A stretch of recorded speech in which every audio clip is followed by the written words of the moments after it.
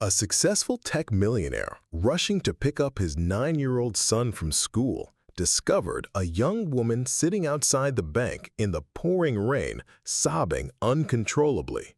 But when he stopped to help and she finally told him why she was there, her words would reveal a heartbreaking truth that would completely change both their lives and show him what real strength actually looks like.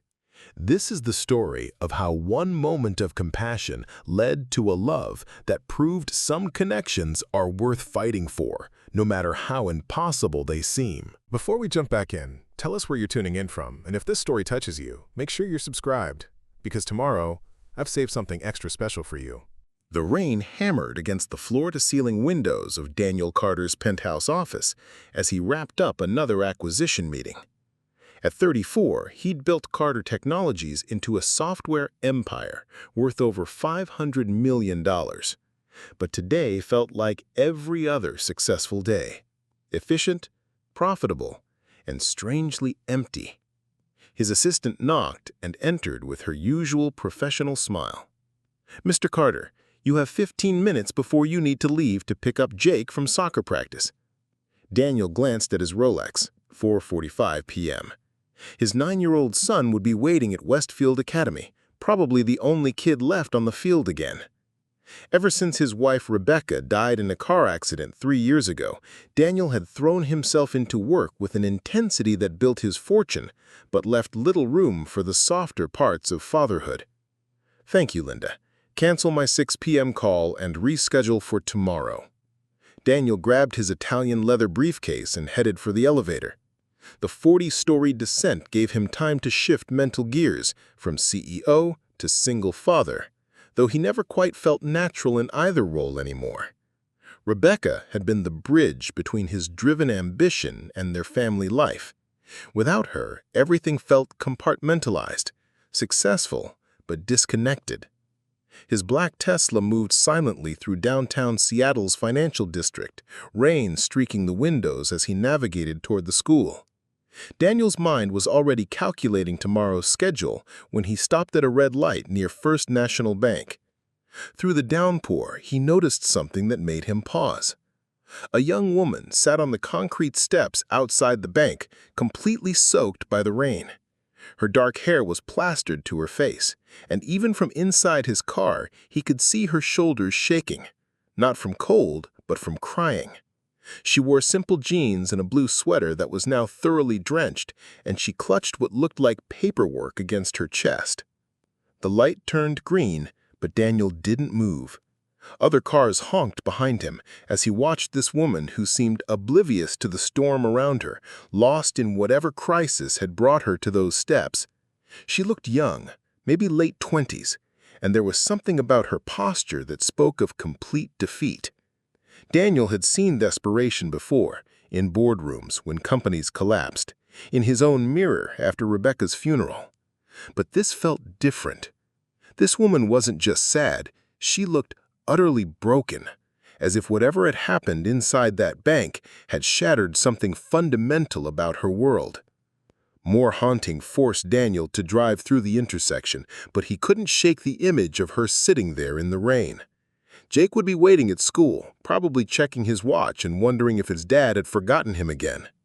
But something about that woman's posture, the way she held those papers like they contained the worst news imaginable, made Daniel feel like he was witnessing someone at the absolute lowest point of their life. After picking up Jake from soccer practice and listening to his excited recap of scoring 2 goals, Daniel couldn't stop thinking about the woman at the bank.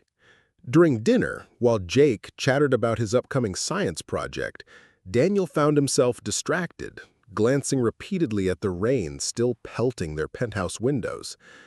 "Dad, are you even listening?" Jake asked, waving his fork for emphasis. "Sorry, buddy. Tell me about the volcano again." But even as Jake launched into detailed explanations about baking soda and vinegar, Daniel's mind kept returning to those concrete steps. By 8 p.m., after Jake was settled with homework, Daniel made an impulsive decision that surprised even him. "I need to run a quick errand," he told Mrs. Patterson, their live-in housekeeper. Keep an eye on Jake." Daniel drove back through the empty financial district, his windshield wipers working overtime against the relentless rain. Part of him expected the woman to be gone. It had been over 3 hours since he'd first seen her. But as he pulled up to the bank, his headlights illuminated a figure still huddled on the steps. She was exactly where he'd left her, now shivering visibly, the papers in her hands soggy from the rain. Daniel grabbed an umbrella from his back seat and approached slowly, not wanting to startle her. "Excuse me," he called out gently over the sound of the rain. "Are you all right?" The woman looked up, and Daniel saw tear-streaked cheeks and eyes red from crying. She was younger than he'd initially thought, maybe 26 or 27, with delicate features that couldn't hide her obvious distress. "I'm fine," she said automatically, though her voice shook and she was clearly anything but fine. "You're soaking wet," Daniel said, extending the umbrella over both of them. "How long have you been sitting here?" "I don't know. A few hours, maybe?" She looked down at the waterlogged papers in her lap. "I couldn't seem to make myself leave." Daniel crouched down to her eye level, noting how she clutched those documents like they held her entire world. "I'm Daniel. Can I help you with something? Do you need a ride somewhere?" She studied his face, taking in his expensive suit and obvious concern. "Why would you want to help a stranger?" "Because sometimes everyone needs help. And right now you look like you could use some."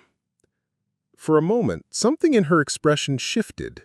Surprise, maybe, or cautious hope. Then her shoulders sagged again. "I'm Grace Martinez, and I think I just lost everything." Daniel looked at the soaked papers in Grace's hands, then back at her exhausted face. "Let's get you out of this rain first. There's a coffee shop around the corner that should still be open."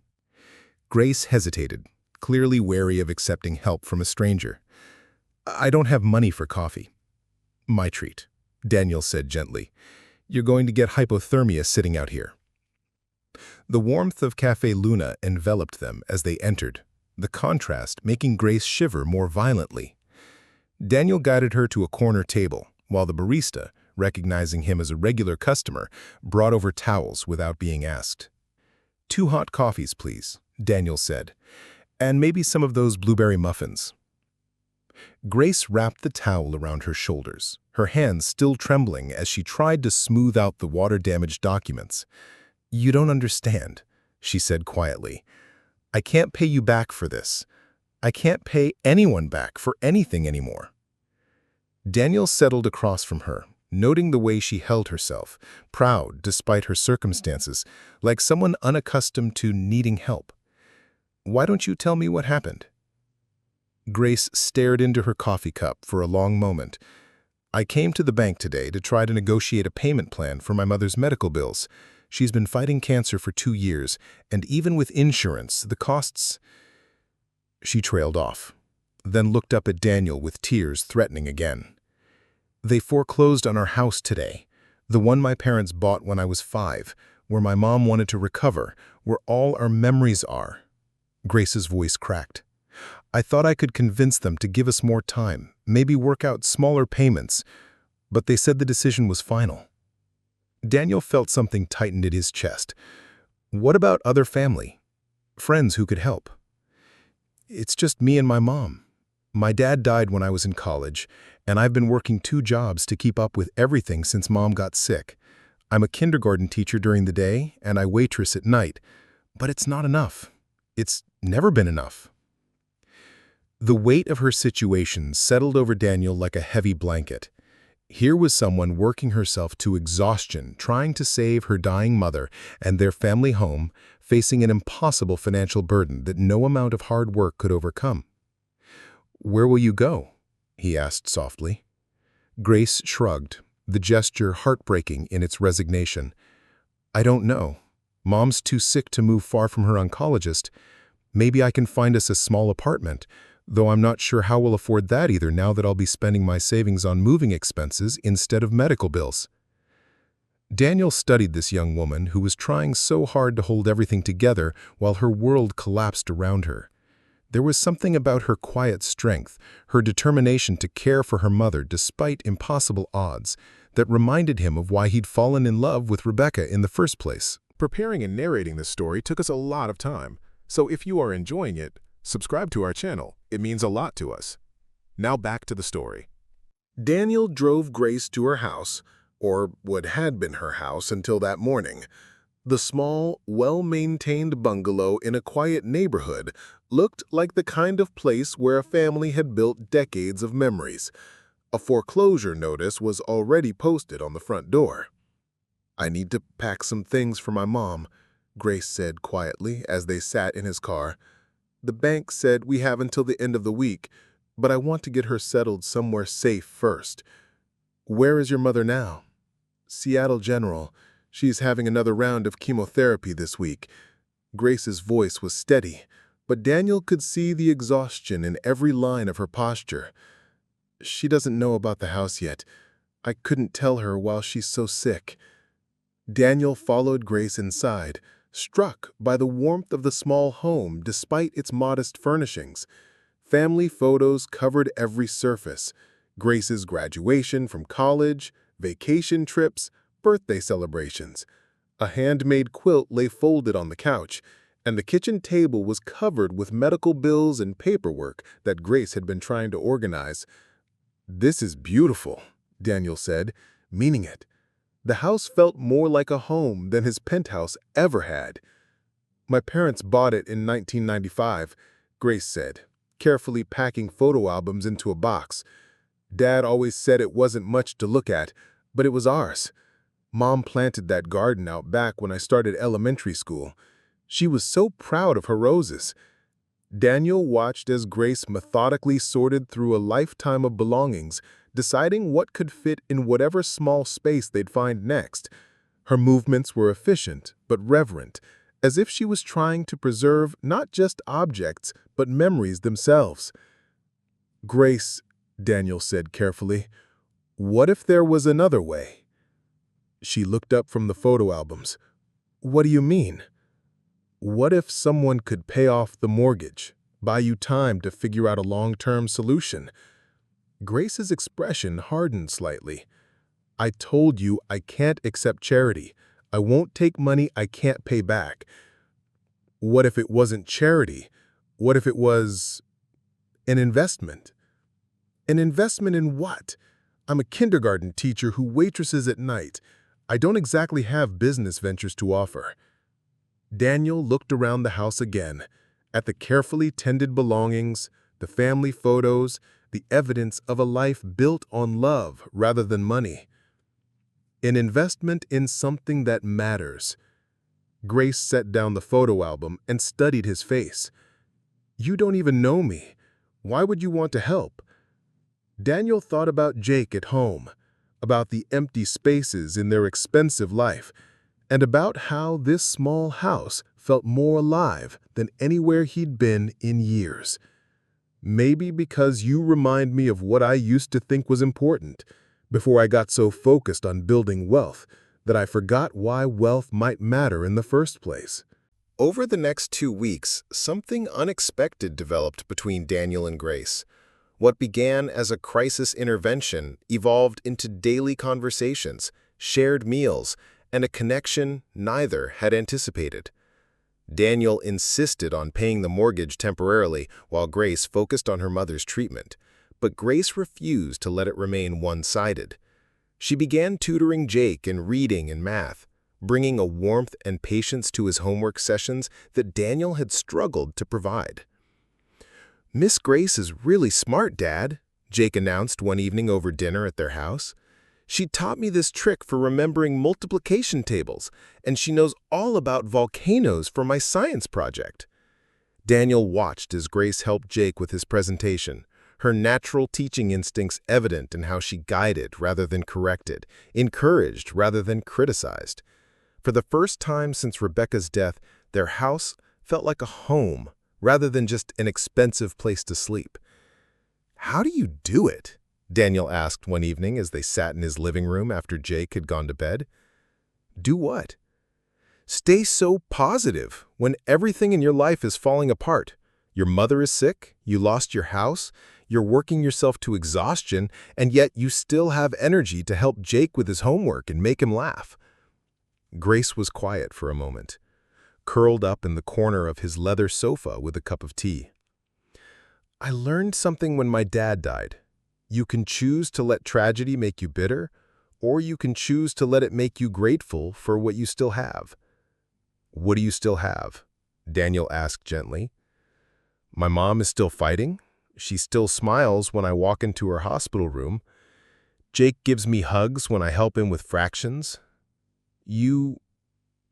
Grace trailed off, a blush coloring her cheeks. Me? You stopped for a stranger crying in the rain. You didn't have to do that. Most people wouldn't have. Grace looked at him directly. You have a good heart, Daniel Carter. I think maybe you just forgot about it while you were busy being successful. Daniel felt something shift inside his chest. Grace, I need to tell you something. These past 2 weeks, having you here, watching you with Jake, it's changed something for me. Made me remember what really matters. Grace's breath caught slightly. Daniel, I know this is complicated. I know we come from different worlds, but I haven't felt this connected to anyone since Rebecca died. I feel it too, but I'm scared. What happens when your charity project ends? When you remember that you're a millionaire tech CEO and I'm just a kindergarten teacher trying to save her dying mother? Daniel reached for her hand. You're not a charity project. You're the woman who reminded me what it feels like to come home to something that matters. 3 weeks into their new routine, Grace's world collapsed again, but this time it was different. She was at the hospital with her mother when Dr. Chen delivered news that changed everything. I'm sorry, Grace. The latest scans show the cancer has spread more aggressively than we hoped. At this point, we're looking at palliative care rather than curative treatment. Grace held her mother's hand as the words sank in. 6 months, maybe less. All the sacrifices, all the medical bills, all the hope. It had been buying time, not a cure. I want to go home, her mother said quietly after the doctor left. To my garden, to my own bed. I want to spend whatever time I have left in the house where you grew up. Grace's heart broke all over again. Mom, we can't. The house is gone. Daniel paid the bank to stop the foreclosure temporarily, but it's not our house anymore. Her mother's face crumpled. I just wanted to see my roses one more time. That evening, Grace sat in Daniel's kitchen, staring at the marble countertops and feeling more out of place than ever.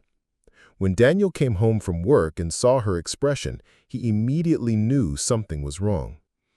The cancer has spread, Grace said without preamble. Dr. Chen says 6 months, maybe less. And my mom, she wants to die in our house, but it's not ours anymore. Daniel sat beside her, reaching for her hand. Grace, the house can still be yours. I can buy it outright, transfer the deed. No, Grace pulled her hand away. Don't you see? This whole thing has been built on charity.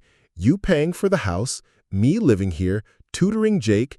It's all been you fixing my problems with your money. That's not what this is. Isn't it? Grace stood up, pacing to the window. My mother is dying, Daniel. When she's gone, what happens then? Do I keep living in your charity house? Do I keep playing pretend family with you and Jake until you get bored of your good deed project? Daniel felt stung. You know that's not how I see you. Do I? Because right now I feel like I'm drowning in your kindness, and I can't tell anymore what's real and what's just pity. Grace turned to face him, tears streaming down her cheeks. I can't be someone you save, Daniel. I can't build a relationship on the foundation of you rescuing me from my problems. So what are you saying?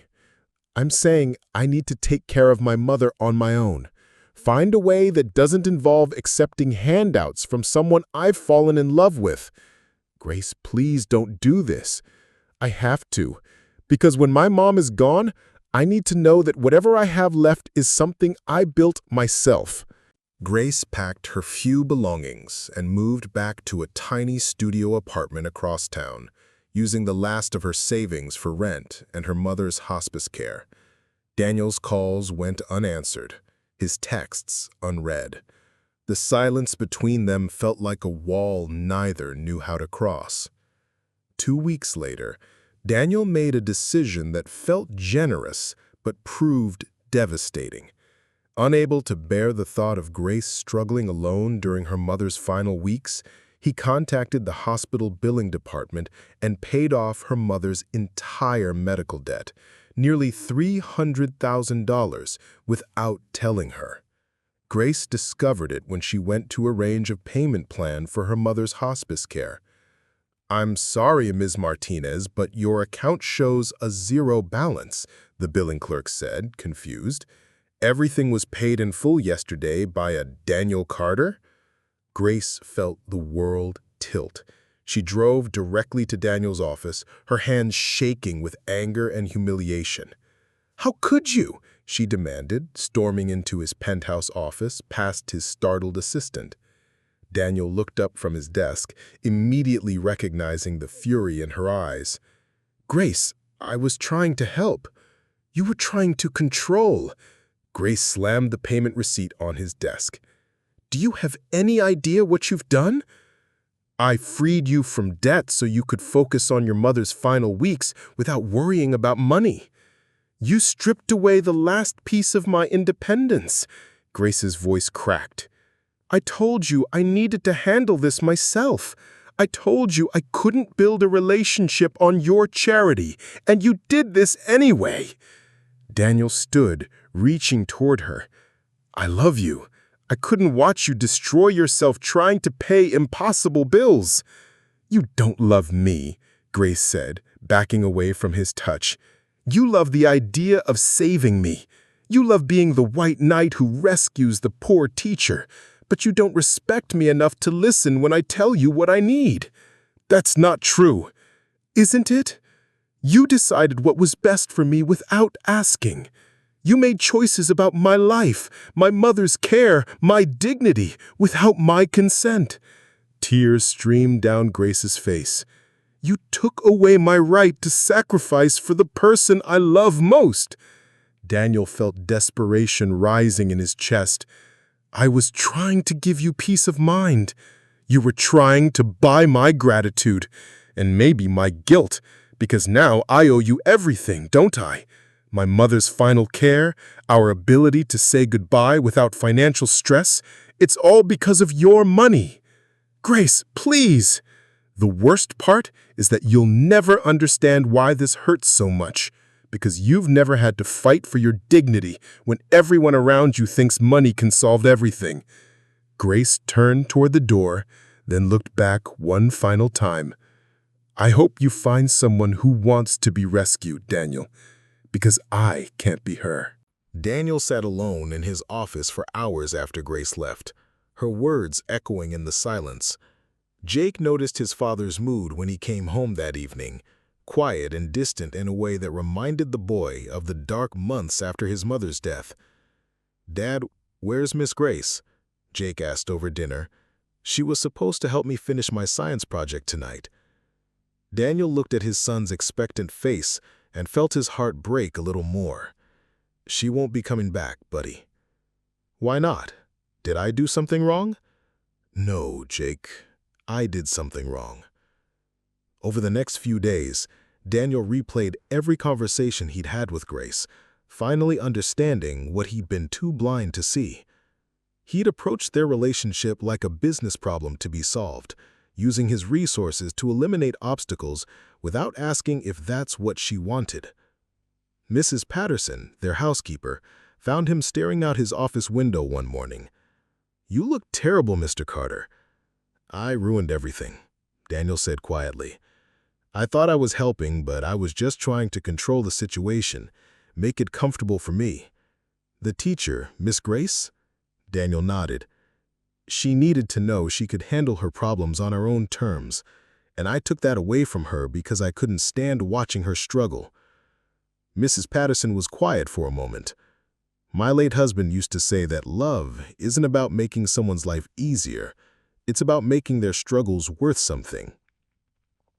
A week later, Daniel drove past Grace's old neighborhood and saw her in the garden behind her family's house, kneeling among the rose bushes with an elderly woman in a wheelchair. He realized Grace had found a way to bring her mother home after all, probably through a payment plan with the bank, working extra shifts, making sacrifices he tried to eliminate. From his car, he watched Grace gently help her mother touch the roses she'd planted years ago. There was something profound in that simple moment, a daughter giving her dying mother one last connection to the life they'd built together, earned through Grace's determination rather than someone else's charity. Daniel understood then that Grace hadn't just been protecting her pride. She'd been protecting something much more precious, her right to love her mother on her own terms, to make sacrifices that meant something because they cost her everything. He tried to buy her peace of mind, but in doing so, he'd stolen her opportunity to prove to herself that love was worth any price. As he drove away, Daniel realized he hadn't just lost the woman he loved. He'd lost the chance to learn from someone who understood that the most meaningful victories were the ones you earned through your own strength, even when accepting help would have been so much easier. 6 months later, Daniel received a call that changed everything. Grace's mother had passed away peacefully at home, surrounded by the roses she'd loved. The funeral was small, private, but Daniel felt compelled to attend, standing at the back of the chapel and watching as Grace delivered a eulogy that spoke of dignity, sacrifice, and love that asked for nothing in return. After the service, he found Grace standing alone by her mother's grave, her shoulders straight despite her obvious grief. "I'm sorry for your loss," he said quietly, not wanting to intrude but unable to leave without offering condolence. Grace turned, unsurprised to see him. "Thank you for coming, and for giving us those last months at home. Despite everything, I know you meant well."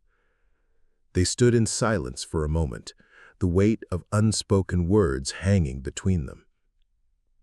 "I learned something after you left," Daniel said finally, "about what it means to love someone." Grace waited, her expression guarded but not hostile.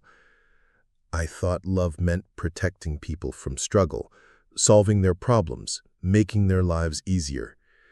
But you taught me that love is actually about respecting someone's right to fight their own battles, even when watching them struggle breaks your heart." "Daniel, I'm not asking for another chance," he said quickly.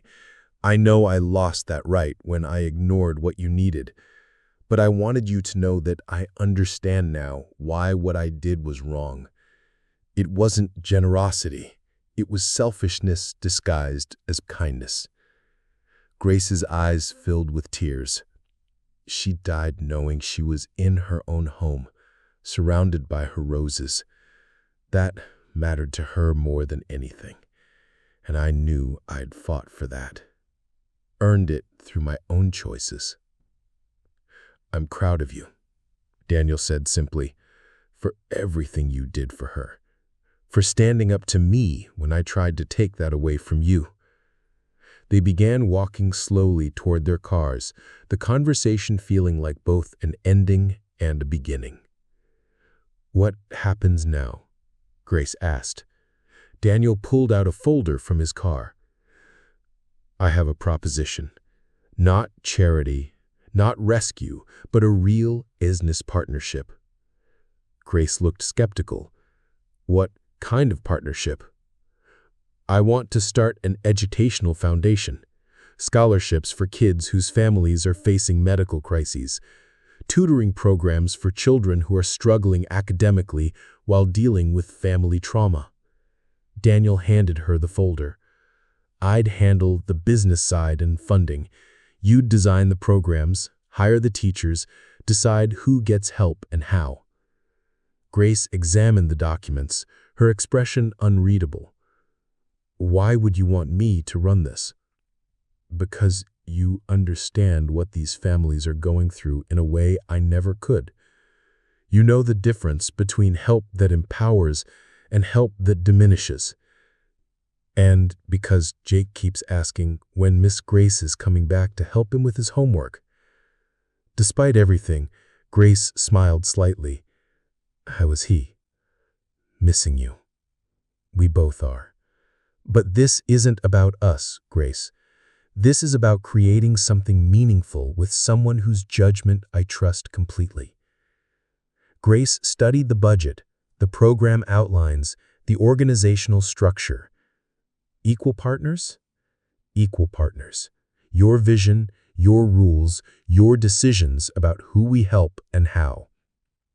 And if we can't figure out the personal stuff, if we can't find our way back to each other, Daniel's voice was steady. Then we'll be colleagues who are raising money to help kids and families in crisis. And maybe that's enough. Maybe building something good together is its own kind of love, even if it's not the kind we thought we wanted. Grace looked back at her mother's grave, then at the man who'd learned to love her by letting her go. When do we start? 2 years later, the Martinez Carter Educational Foundation occupied a renovated building in downtown Seattle, its walls lined with photos of families they'd helped and children who'd graduated despite overwhelming circumstances. Grace stood in the main conference room, reviewing applications with their team of counselors and teachers. The Henderson family qualifies for both the Medical Crisis Scholarship and our after-school tutoring program, she said, marking their file. Their 8-year-old daughter is struggling with math while her father undergoes cancer treatment. Daniel watched from the doorway as Grace coordinated with their staff, her natural leadership evident in how she balanced compassion with practical decision-making. Over the past 2 years, they'd helped over 300 families navigate educational challenges during medical crises. Miss Grace, Jake burst through the conference room doors, now 11 and full of preteen energy. Can you help me with my history project? Dad knows about computers, but you know about making things interesting. Grace smiled, the same warm expression that had first drawn Daniel to her. Of course. What's the topic? The Great Depression. I want to write about how families helped each other when money was scarce. Daniel felt his chest tighten with emotion. Jake's project topic felt like a metaphor for everything they'd learned about love, sacrifice, and what it really meant to help someone. That evening, after Jake had finished his homework and gone to bed, Daniel and Grace sat in the Foundation's quiet office reviewing the day's work. The Martinez Scholarship recipient graduated with honors last week, Grace said, showing him the thank you letter. She's starting pre-med in the fall. Your mother would be proud, Daniel said softly. Grace smiled, touching the small photo of her mother she kept on her desk. She always said education was the one thing no one could take away from you. They worked in comfortable silence for a while, the easy partnership they'd built, allowing them to coordinate effortlessly. Somewhere along the way, their professional collaboration had slowly, carefully, grown into something deeper. Grace, Daniel said finally, I have something to ask you. She looked up from her paperwork. Jake's been asking when you're going to officially become part of our family, and I realized I've been asking myself the same question. Not because I want to rescue you or solve your problems, but because I want to build a life with someone who's taught me that the strongest love is the kind that respects the other person's right to be strong. Grace's eyes filled with tears as she looked at the ring. Daniel, I'm not asking you to need me. I'm asking if you want to choose me every day the way I want to choose you. Grace stood up and walked to the window overlooking the city, where somewhere families were struggling with impossible decisions. Children were trying to focus on homework while parents fought medical bills, and people were learning that love wasn't about having all the answers. Up next, you've got 2 more standout stories right on your screen. If this one hit the mark, you won't want to pass these up. Just click and check them out. And don't forget to subscribe and turn on the notification bell so you don't miss any upload from us.